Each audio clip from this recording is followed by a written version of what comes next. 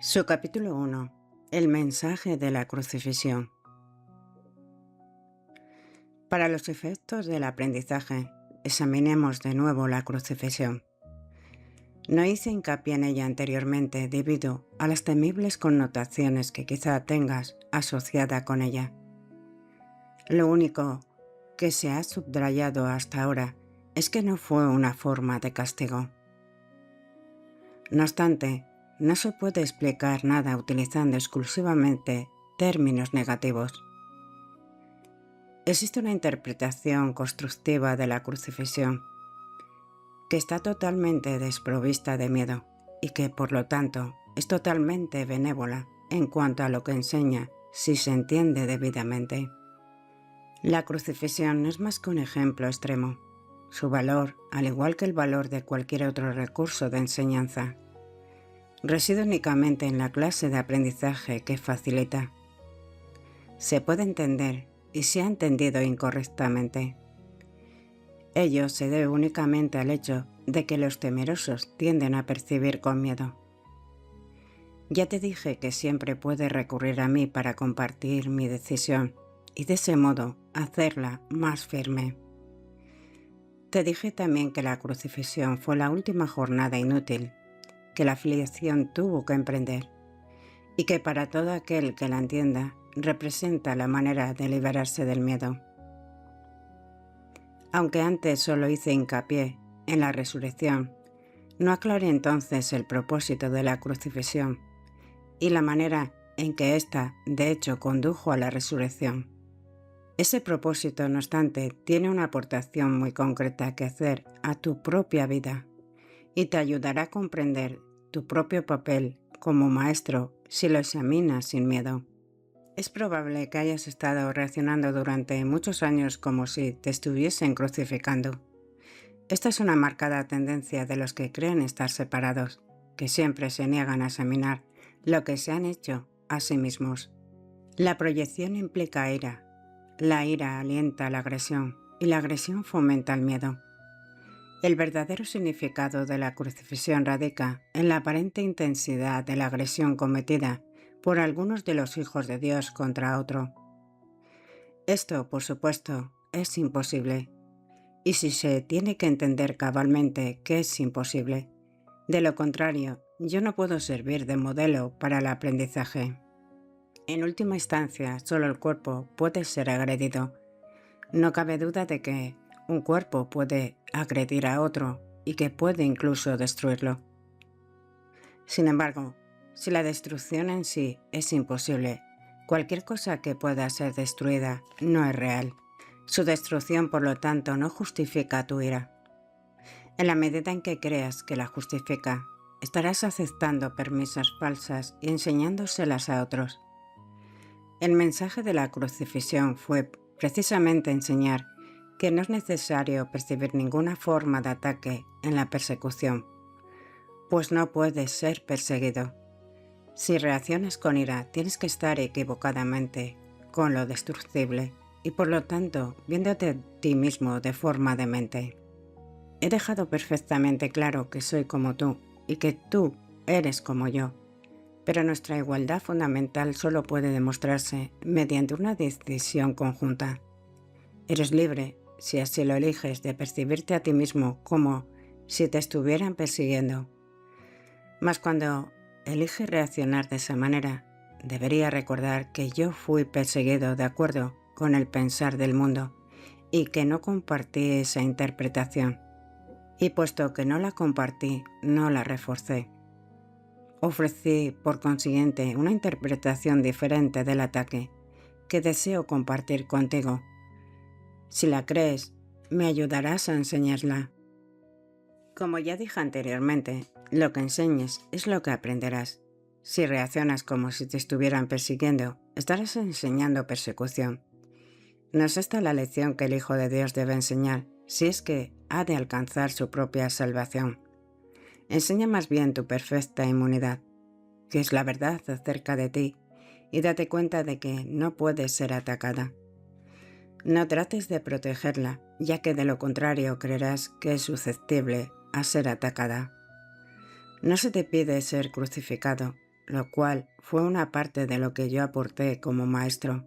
Se te pide únicamente que sigas mi ejemplo cuando te asalten tentaciones mucho menos extremas de percibir falsamente y que no las aceptes como falsas justificaciones para desatar tu ira. No puede haber justificación para lo injustificable. Recuerda siempre que enseñas lo que crees. Cree lo mismo que yo y llegaremos a ser maestros de igual calibre. Tu resurrección es tu redespertar. Yo soy el modelo del renacimiento, pero el renacimiento en sí no es más que el despuntar de la mente de lo que ya se encuentra en ella. Dios mismo lo puso allí, por lo tanto es cierto para siempre. Yo creí en ello y por consiguiente lo acepté como la verdad. Ayúdame a enseñarlo a nuestros hermanos en nombre del reino de Dios. Pero cree primero que es verdad, pues de lo contrario enseñarás mal. Mis hermanos se quedaron dormidos durante la supuesta agonía del huerto, pero yo no pude haberme indignado con ellos porque sabía que no podían ser abandonados. Lamento cuando mis hermanos no comparten mi decisión de oír solo una voz, pues eso los debilita como maestros y como alumnos. Con todo, sé que no pueden realmente traicionarse a sí mismos ni traicionarme a mí, y que sobre ellos es donde todavía tengo que edificar mi iglesia. No hay ninguna otra alternativa al respecto, porque únicamente tú puedes ser la roca de la iglesia de Dios. Allí donde hay un altar, hay una iglesia, y la presencia del altar es lo que hace que la iglesia sea santa. La iglesia, que no inspira amor, tiene un altar oculto que no está sirviendo al propósito para el que Dios lo destinó. Tengo que edificar su iglesia sobre ti, porque quienes me aceptan como modelo son literalmente mis discípulos. Los discípulos son seguidores, y si el modelo que siguen ha elegido evitarles dolor en la relación con todo, sería ciertamente insensatos si no los siguiesen. Elige por tu bien y por el mío. Demostrar que el ataque más atroz, a juicio del ego, es irrelevante. Tal como el mundo juzga estas cosas, más como Dios sabe que son. Fui traicionado, abandonado, golpeado, atormentado y finalmente asesinado. Está claro que ello se debió únicamente a las proyecciones de otros sobre mí, ya que yo no les había hecho daño a nadie y había curado a muchos. Seguimos gozando de la perfecta igualdad como alumnos, aunque no es necesario que tengamos las mismas experiencias. El Espíritu Santo se regocija cuando pueda aprender de las mías y valerte de ellas para volver a despertar. Ese es su único propósito, y esa es la única manera en que yo puedo ser percibido como el camino, la verdad y la vida. Oír una sola voz nunca implica sacrificio.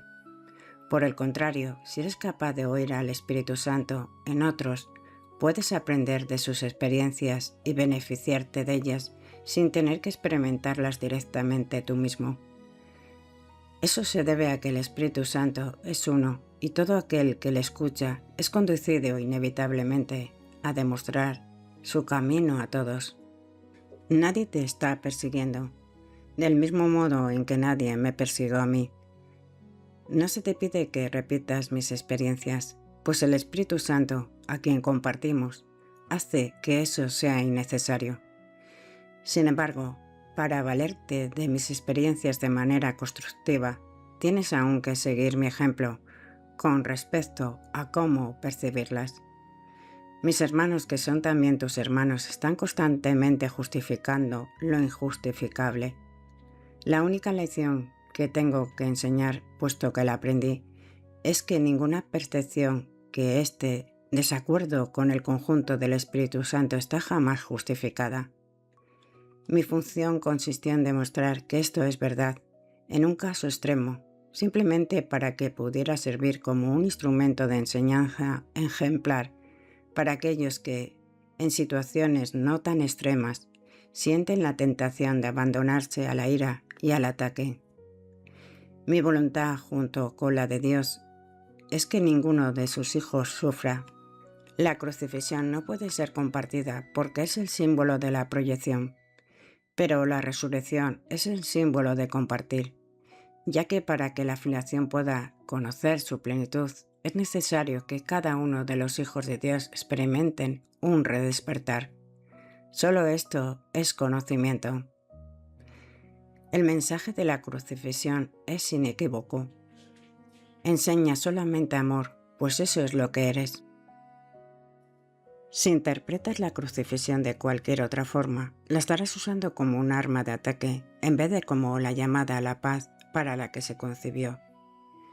Con frecuencia, los apóstoles la interpretaron erróneamente, por la misma razón que otros lo hacen.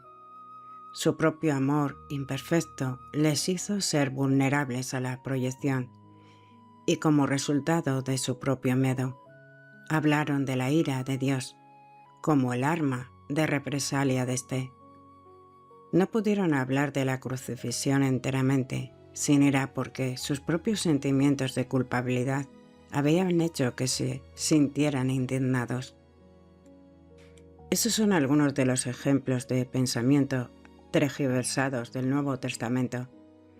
Si bien su evangelio es en realidad únicamente el mensaje del amor, si los apóstoles no se hubieran sentido culpables, nunca habrían podido atribuir expresiones tales como «No he venido a sembrar paz, sino espadas». Esto está en clara oposición a todas mis enseñanzas. De haberme entendido realmente, no podrían haber descrito tampoco mi reacción a Judas como lo hicieron. Yo no pude haber dicho «¿Traicionas al Hijo del Hombre con un beso?», a no ser que hubiese creído en la traición. El mensaje de la crucifixión fue precisamente que yo no creía en la traición. El castigo que se dijo infligir a Judas fue un error similar. Judas era mi hermano y un hijo de Dios, tan miembro de la filiación como yo. ¿Cómo iba a condenar cuando estaba listo para probar que condenar es imposible? Cuando leas las enseñanzas de los apóstoles, recuerda que les dije que había muchas cosas que ellos no entenderían sino hasta mucho después, porque en aquel entonces aún no estaban completamente listos para seguirme.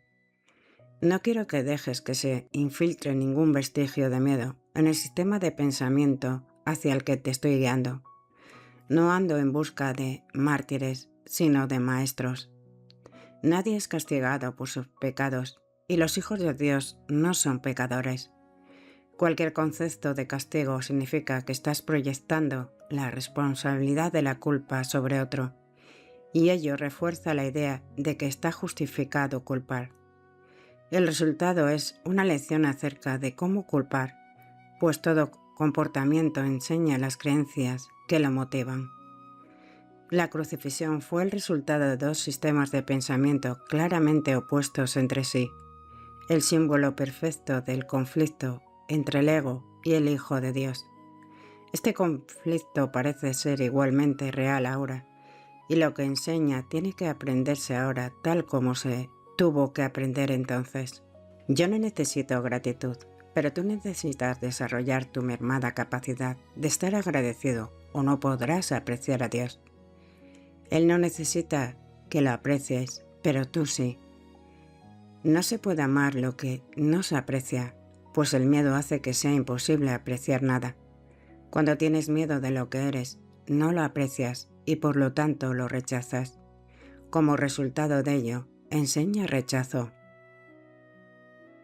El poder de los hijos de Dios está presente todo el tiempo que fueron creados para ser creadores.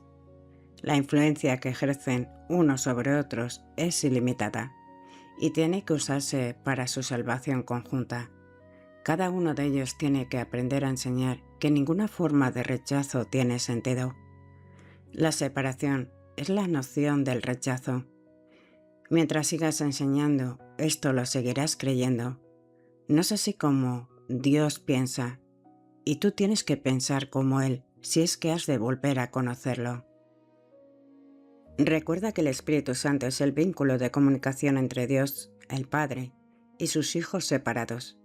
Si escuchases su voz sabrías que tú no puedes herir ni ser herido, y que son muchos los que necesitan tu bendición para poder oír esto por sí mismos. Cuando solo percibas esa necesidad en ellos y no respondas a ninguna otra, habrás aprendido de mí y estarás tan deseoso de compartir lo que has aprendido como lo estoy yo.